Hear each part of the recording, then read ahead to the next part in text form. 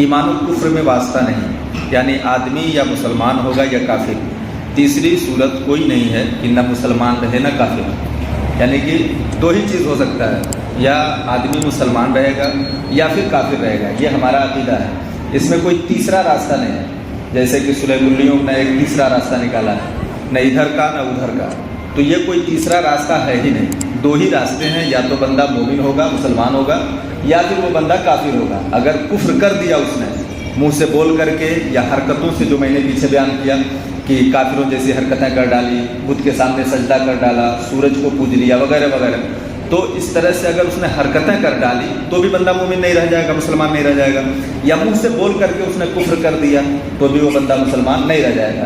تو یا تو پھر وہ مسلمان رہے گا یا پھر وہ کافر رہے گا، دونوں میں سے ایک ہی رہے گا، ایسا نہیں ہے کہ بیچ کا کوئی راستہ نکال لے، تو بیچ کا کوئی راستہ ہے ہی نہیں، یا تو مومن یا تو پھر کافر۔ اب مسئلہ دیکھیں، یہ اپنا عقیدہ تھا۔ نفاق کے زبان سے دعوی اسلام کرنا اور دل میں اسلام سے انکار، یہ بھی خالص کفر ہے۔ زبان سے اسلام اسلام کا نعرے بلند کرتا ہو لیکن دل میں اس کے کفر ہو، نفاق ہو، تو یہ بھی کفر ہے، بلکہ ایسے لوگوں کے لیے جہنم کا سب سے نیچے کا طبقہ بنایا گیا ہے، جو لوگ زبان سے تو مومن بنتے، مسلمان بنتے اور دل میں کفر کی معاملات لیے ہوئے رہتے ہیں۔ حضور اقدس صلی اللہ علیہ وسلم کے زمانے اقدس میں کچھ لوگ اس صفت کے، اس نام کے ساتھ مشہور ہوئے کہ ان کے کفر باطنی پر قرآن ناطق ہوا۔ نیز نبی پاک صلی اللہ علیہ وسلم نے اپنے وسیع علم سے ایک ایک کو پہچانا اور فرما دیا کہ یہ منافق ہے۔ مسجد نبی میں تشریف فرما تھے اور صحابہ کا انجمن تھا، اس میں منافقین بھی تھے۔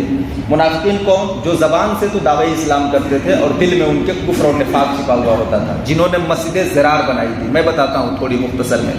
تو اللہ کے نبی پر اللہ کی جانب سے وحی آئی کہ پیارے محبوب، اس میں کچھ لوگ منافق ہیں، یہاں تک کہ مصطفیٰ جان محمد صلی اللہ علیہ وسلم کو اللہ نے جو علم دیا تھا، اس علم کی بنیاد پر نام بائی نام، یعنی کہ سب کو نیم بائی نیم پہچان لیا مصطفیٰ جان محمد صلی اللہ علیہ وسلم نے۔ اور حدیث پاک میں ہے، نبی نے نام لے کر کے کہا، اخرج یا فلاں انکا منافق، اے فلاں تو نکل جا، تو منافق ہے، اے فلاں تو نکل جا، تو منافق ہے۔ اس طرح تقریباً 375 مرد اور 125 کے آس پاس عورتیں، یعنی تقریباً 500 منافق ایسے تھے جو نبی کے پیچھے نمازیں پڑھتے تھے۔ اب آپ کیا کہیں گے؟ اگر آج کے دور میں کوئی ایسا بندہ ملے تو کوئی دور کی بات نہیں ہے، کوئی مشکل بات نہیں، ہو سکتا ہے ایسا۔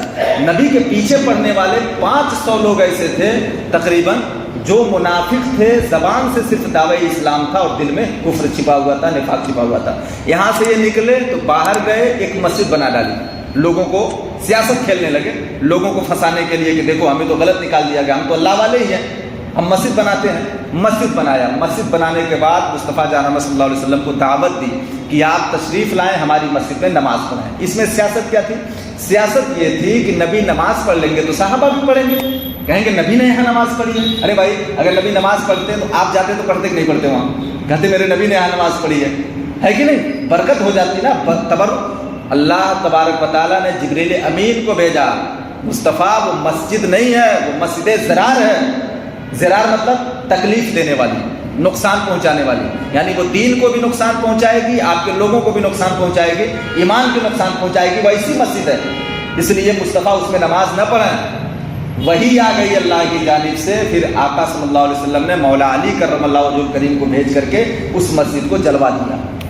بات سمجھ رہے ہیں آپ؟ تو مسجدیں جو زرار کے نام پہ بنائی جائیں، یعنی کہ مسلمانوں کو تکلیف دینے کے لیے، یا پھر دین میں بے خونی کرنے کے لیے، یا پھر نبی کی شان میں گستاخی کرنے کے لیے جو وہابی وغیرہ بناتے ہیں، تو پھر اس مسجد سے دور ہی رہنے میں بھلائی ہے، کیونکہ یہ نبی کے دور میں بھی ہو چکا ہے اور نبی نے جلا کر کے بتلا دیا کہ ایسے مسجدوں کے ہمارے قوم میں ضرورت نہیں۔ مسجدیں وہ رہیں گی جس میں اللہ و رسول کی عبادت ہے، اللہ کی عبادت ہوگی، اللہ و رسول کی باتیں ہوں گی، مسجدیں وہ رہیں گی۔ تو اللہ کے نبی نے ایسے لوگوں کو پہچان کر کے نام لے کر کے مسجدوں سے نکالا۔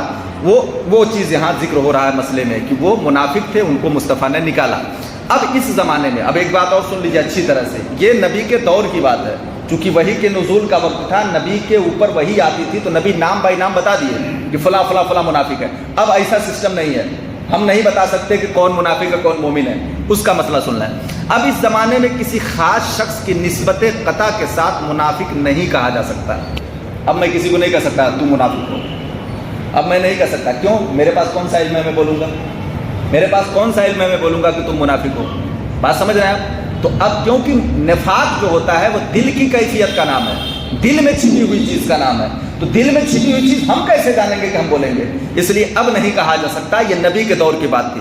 تو اب کیا ہے، ہمارے سامنے جو دعوے اسلام کرے ہم اس کو مسلمان سمجھیں گے، ہمارے سامنے جو اسلام کا دعویٰ کرے کہ ہم اسلام والے ہیں، مسلمان ہیں، ہم اسے مسلمان سمجھیں گے جب تک اس سے وہ قول یا فعل جو منافی اسلام ہے صادر نہ ہو، یعنی کہ اسلام کے خلاف جب تک وہ کچھ بولتا نہیں یا کوئی حرکتیں نہیں کرتا، اس وقت تک منہ سے کہہ دے گا کہ ہم مسلمان ہیں تو ہم مان لیں گے۔ بات سمجھ گئے آپ؟ ابھی کوئی آپ کے سامنے صرف اتنا بول دے کہ میں مسلمان ہوں تو ہم مان لیں گے، اس وقت تک جب تک وہ اسلام کے خلاف کوئی کام نہیں کرتا۔ اگر اسلام کے خلاف کام کر دیتا پھر ہم اس کو ماننے کے لیے تیار نہیں۔ البتہ نفاق کی ایک شاخ اس زمانے میں بھی پائی جاتی ہے کہ بہت سے بد مذہب اپنے آپ کو مسلمان کہتے ہیں، اور دیکھا جاتا ہے تو دعوے اسلام کے ساتھ ضروریات دین کا بھی وہ انکار کرتے ہیں۔ جو بد مذہب قسم کے لوگ ہیں وہ ضروریات دین کا بھی انکار کر ڈالتے ہیں، نبی پاک کے علم غیب پر حملہ کرتے ہیں وغیرہ وغیرہ، بہت سارے ان کی کتابیں بھی مارکیٹ میں ہیں جو بکتی ہیں، چھپتی ہیں، اور ہم لوگ پڑھتے ہیں، باقاعدہ پڑھے ہوئے ہیں۔ تو ایسے لوگ موجود ہیں، تو جب ان کے قولی اعتبار سے یعنی منہ کے بول کر کے